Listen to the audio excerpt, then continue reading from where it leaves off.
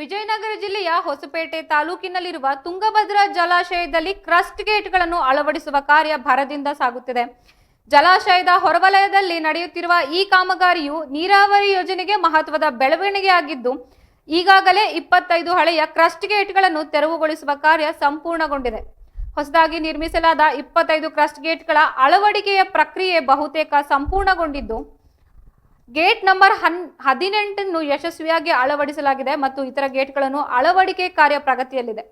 Trial run ನಡೆಸಿ ಗೇಟ್ಗಳನ್ನು ಏರಿಸುವ ಮೂಲಕ ಇಳಿಸುವ ಕಾರ್ಯವನ್ನು ಇನ್ನಷ್ಟು ನಡೆಯಬೇಕಿದೆ.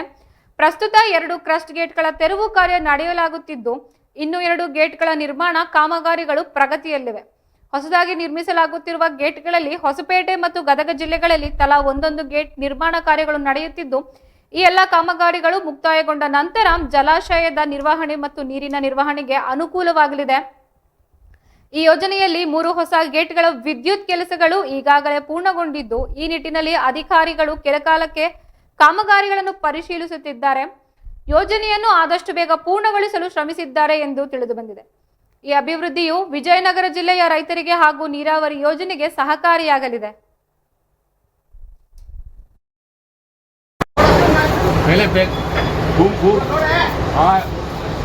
ನೋಡಿ